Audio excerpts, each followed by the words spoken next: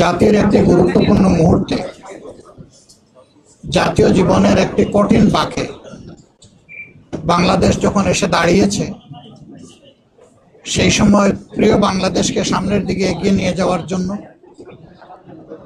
একটি শোষণ বৈষম্যহীন, দুর্নীতিমুক্ত, মানবিক বাংলাদেশ গড়ার জন্য ন্যায় এবং ইনসাফের ভিত্তির উপর সমাজকে দাঁড় করানোর জন্য অঙ্গীকার নিয়ে আপনারা জানেন এতদিন ধরে 8টি দল একসাথে আমরা কাজ করে আসছিলাম।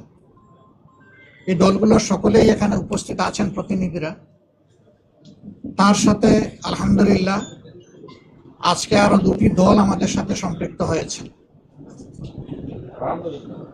জনাব কর্নেল অলি আহমদ বীর বিক্রমের নেতৃত্বে এলডিপি এবং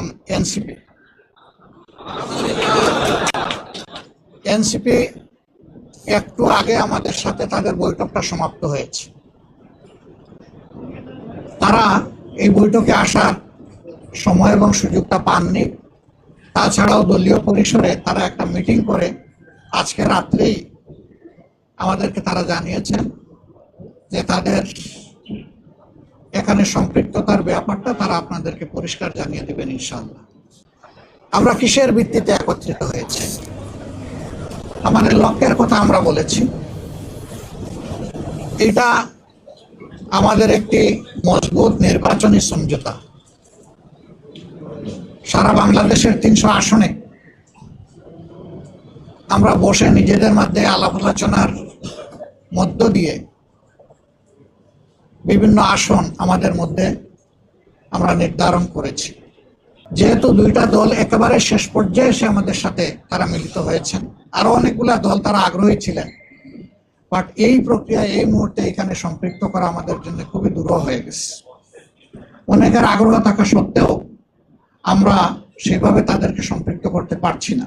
আমরা তাদের কাছে দুঃখ প্রকাশ করছি, কিন্তু জাতীয় জীবনে ইনশাআল্লাহ আমরা তাদের সাথে একসাথে কাজ করব এই জাতিকে গড়ার জন্য ইনশাআল্লাহ। আমাদের আসন সমঝোতা অলমোস্ট কমপ্লিট।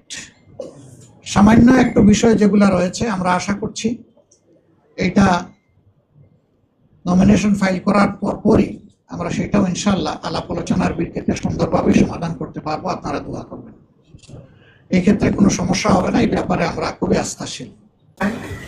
একটা সুশৃঙ্খল জাতি হিসাবে আত্মপ্রকাশ এবং আমাদের যুব সমাজের যে প্রত্যাশা, যেটার জন্য তারা লড়াই করেছিল, জীবন দিয়েছিল, তাদের প্রত্যাশা পূরণ এখন আমাদের দায়িত্ব।